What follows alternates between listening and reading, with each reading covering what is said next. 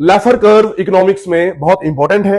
लैफर curve shows the relationship between government tax revenue and tax rate. एक example से समझिए, एक देश में 3 लोग रहते हैं और तीनों साल का 100 रुपया अर्न करते हैं, और मान लीजिए अगर इनके ऊपर टैक्स 0% है तो फिर सरकार को रेवेन्यू कुछ भी नहीं मिलेगा, टैक्स रेवेन्यू के नाम पे कुछ नहीं मिलेगा।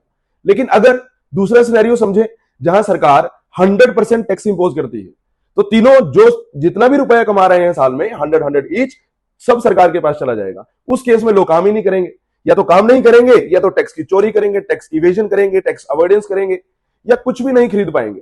जैसे किसी को जमीन खरीदनी है, किसी को गाड़ी खरीदनी है, नहीं खरीदेंगे क्योंकि टैक्स रेट 100% होगा, तो फिर इकोनॉमिक एक्टिविटी कोई नहीं होगी।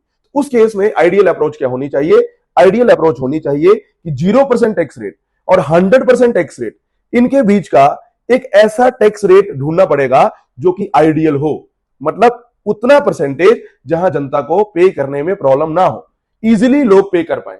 आप मान लीजिए वो 20% भी हो सकता है, 25 भी हो सकता है, 30 भी हो सकता है, कोई भी ऐसा आइडियल रेट जिसमें लोग happily without doing tax evasion वो टैक्स पे कर दें, और उस टैक्स रेट को बोलेंगे ऑप्टिमल टैक्स रेट। मान लीजिए ये 30% है। अब अगर 30% से सरकार ने इंक्रीज किया, मान लो 40% किया, ये सोच के कि हमें ज्यादा टैक्स रिवेन्यू आएगा, तो लोग अगेन इकोनॉमिक एक्टिविटीज नहीं करेंगे, ट्रांजैक्शंस नहीं करेंगे। तो जब इकोनॉमिक एक्टिविटीज नहीं होंगी तो देश की जीडीपी कैसे ग्रो करेगी? तो ओवरऑल देश की जीडीपी में भी इसका इंपैक्ट देखने को मिलेगा। सो हम पढ़ रहे हैं लैफर कर्व। लैफर कर्व एक रिलेशनशिप है between tax revenue and the tax rate. तो बिल्कुल 0 भी नहीं होना चाहिए, 100% भी नहीं होना चाहिए, इनके बीच में एक आइडियल टैक्स रेट होना चाहिए, उसे बोलेंगे ऑप्टिमल टैक्स रेट।